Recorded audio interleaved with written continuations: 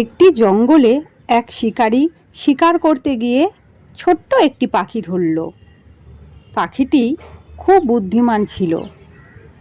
পাখিটি শিকারীর খুব প্রশংসা করতে লাগলো। পাখিটি শিকারীকে বলল যে তুমি অনেক বড় শিকারী, জীবনে অনেক বাঘ মেরেছো, অনেক ভাল্লুক মেরেছো, এই সেই আমি একটি ছোট্ট পাখি, আমার ওজন 100 গ্রামও নয়। আমাকে খেয়ে তুমি কি মজা পাবে? আমাকে খেলে তো তোমার পেটও ভরবে না, তার চেয়ে বরং আমাকে ছেড়ে দাও।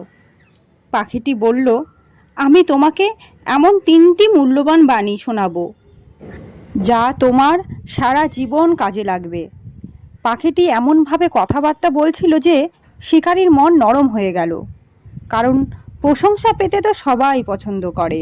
আরেকজনকে গলানোর সবথেকে বড় অস্ত্র হলো তার প্রশংসা করা। শিকারী ভেবে দেখল, ঠিকই তো, এত ছোট পাখি খেয়ে তো কোনো লাভ নেই। তার চেয়ে শুনি পাখিটা কি বলতে চায়, হয়তো এতে আমারও লাভ বেশি হবে।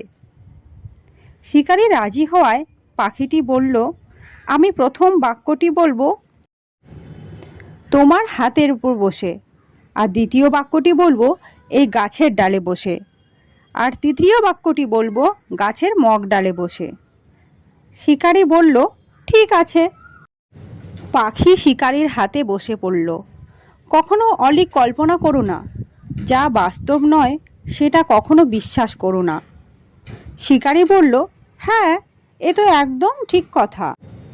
সত্যিই তাই, কখনো অবাস্তব কথায় বিশ্বাস করতে নেই। পাখি বলল, এবার আমাকে গাছের ডালে যেতে দাও, আমি দ্বিতীয় বাক্যটি বলবো। শিকারী ছেড়ে দিল। পাখিটি গাছের ডালে উঠে বলল, যা হাতছাড়া হয়ে গেল তা নিয়ে কখনো আফসোস করো না। শিকারী বলল, এটাও তো ঠিক কথা, যা আমার নয় তা নিয়ে আফসোস করা তো বোকামি। পাখি এবার মগ ডালে উঠল। শিকারী বলল, এবার তৃতীয় উপদেশটি বলো।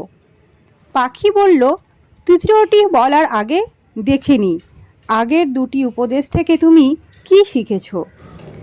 পাখিটি বলল, আমার পেটে 200 গ্রাম ওজনের একটি মুক্ত আছে। এই কথা শুনে শিকারী খুব আফসোস করতে লাগলো।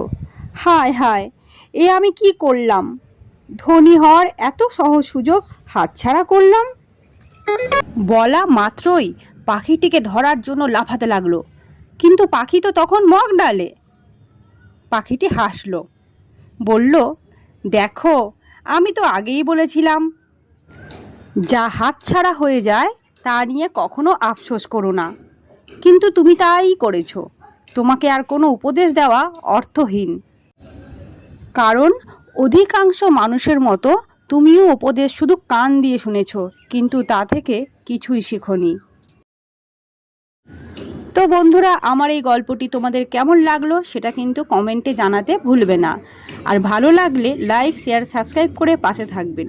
আর যারা ফেসবুক থেকে দেখছো তারা অবশ্যই কিন্তু চ্যানেলটিকে ফলো করে দেবে। আজকের মতন গল্প এই পর্যন্তই। টাটা, আবার আসবো নতুন কোনো গল্প নিয়ে।